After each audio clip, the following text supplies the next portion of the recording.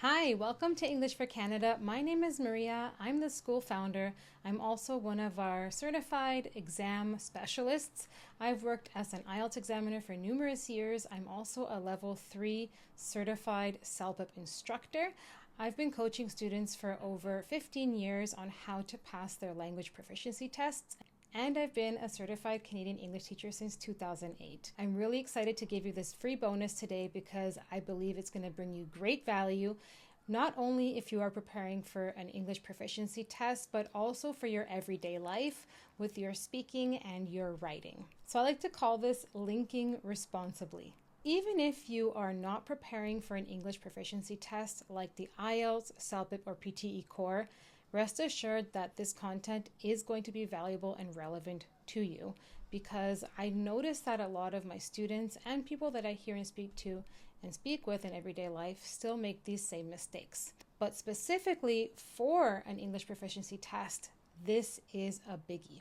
So as an examiner, I've noticed that there is a common myth out there. So if you've come to us because you have taken your IELTS or CELPIP test many times and you're feeling frustrated because you're not getting the band scores you need, this might be why. There's a common myth out there, and I'm going to go through that right now. And you might also be making a very common mistake. So let's first go through the common myth. Now, the common myth that I hear and see a lot on YouTube, or if you're preparing on your own, is that if you use a lot of linking words, you're going to get a high band score. So what are linking words? There are a lot of ways you can call these. You can call these cohesive devices, linking words, transitional words. These are words like however, firstly, secondly, furthermore, moreover. They are words that we put between our sentences or between our paragraphs to connect our ideas. The myth is that if you use a lot of them, you are going to get a high band score.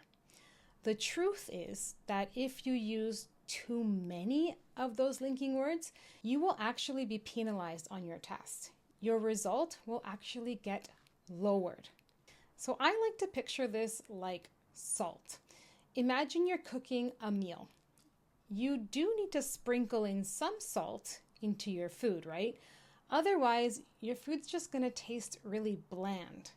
But if you pour in too much salt into your food, it's just going to be too salty and you're not going to want to eat it.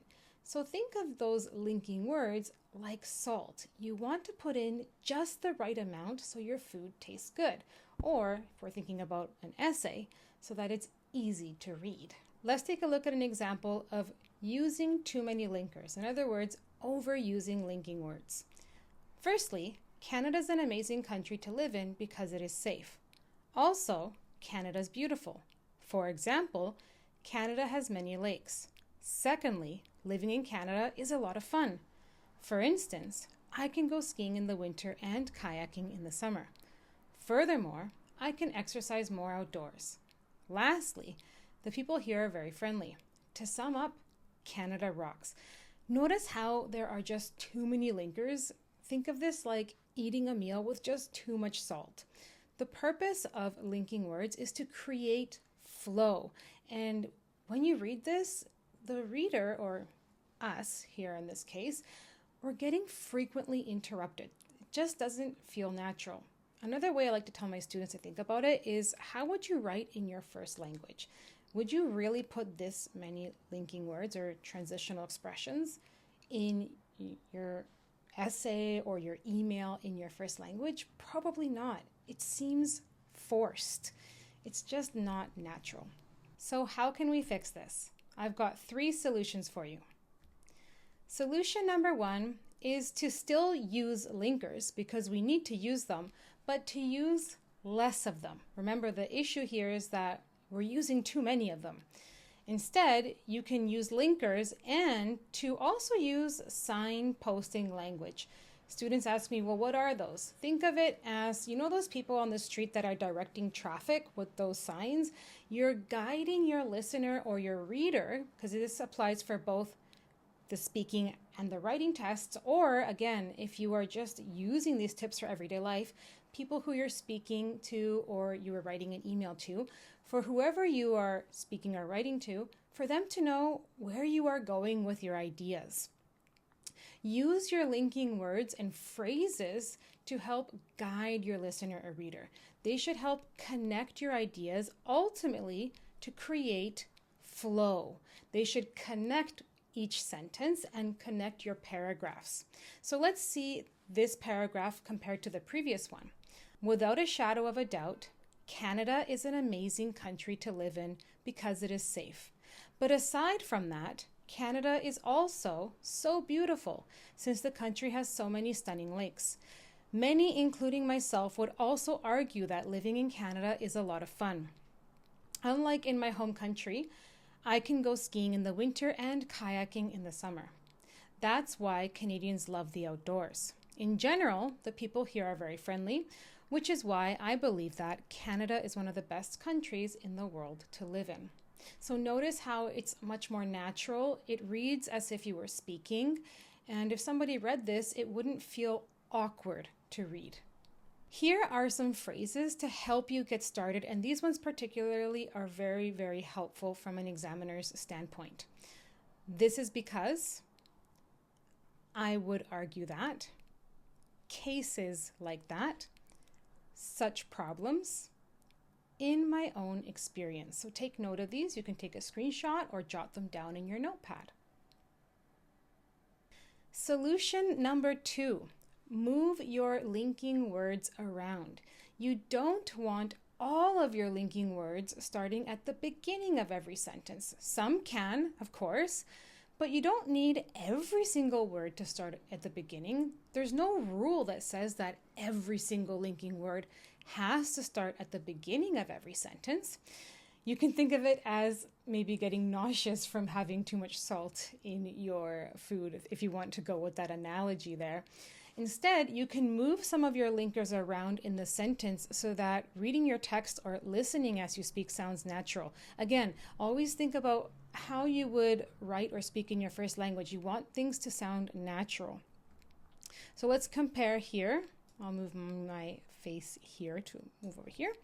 Firstly, Canada is an amazing country to live in because it is safe.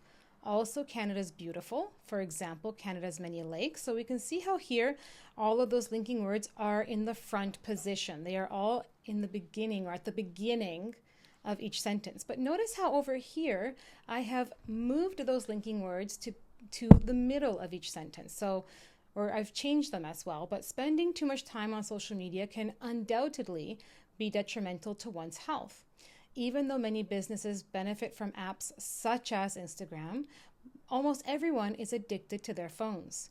People unfortunately spend hours scrolling through their social media feeds every day, and as a consequence, feel under pressure to be perfect. Millions of teenagers, for example, are now feeling more anxiety than they did in the past, all because of our need to share our lives. We must also consider our loss of privacy.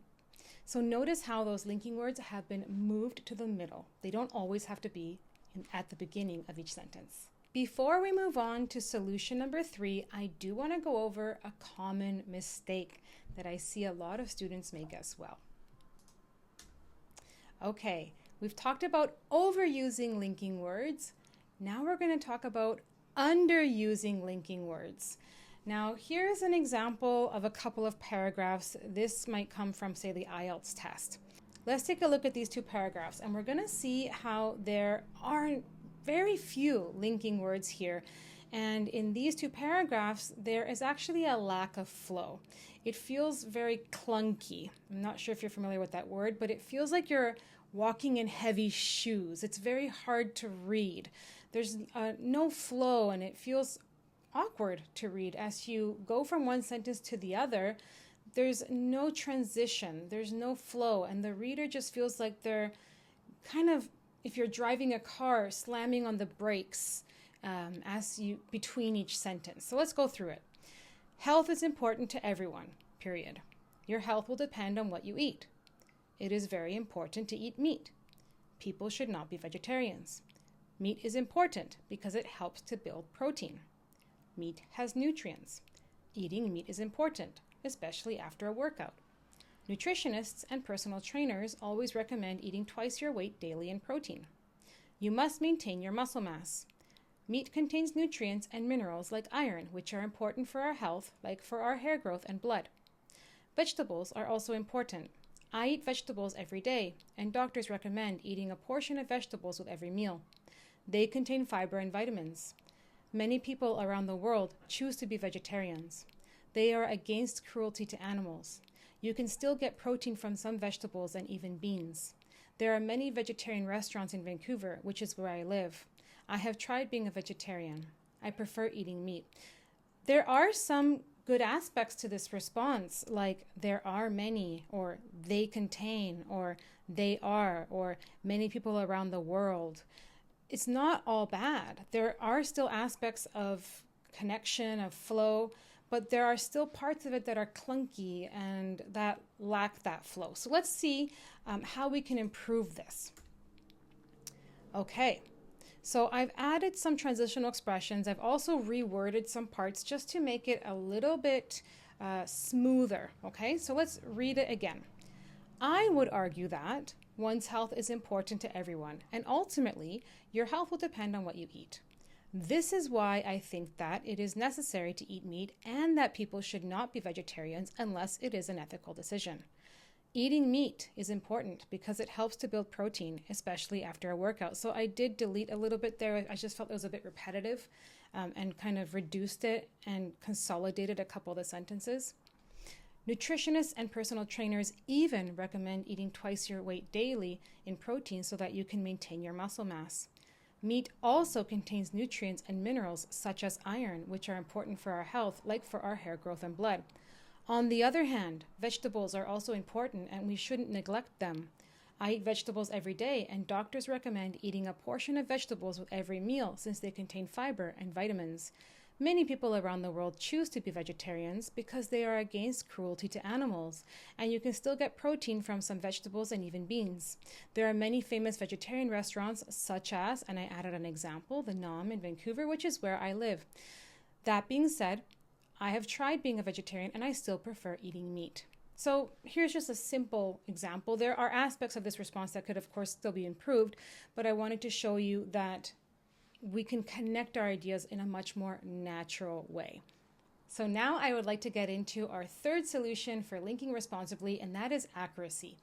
Each linking word has its own purpose, and you want to make sure that you are using your linking words accurately. You want to make sure that you are using linking words the right way. You might be adding a point or developing on a previous idea, emphasizing on your arguments, providing contrast, giving reasons and specific examples, making broad generalizations, starting a brand new idea, giving a personal opinion, highlighting advantages and disadvantages, making a conclusion or a concession. So it's very important that you know which linking words do what. Fortunately, I have provided here in this bonus a complete list. You will be receiving in your email a complete PDF list of some common linkers that you can use in everyday life or on your IELTS, CELPIP, or PTE core test. You can, in the meantime, study from this slide here, take a screenshot, rewatch this video here.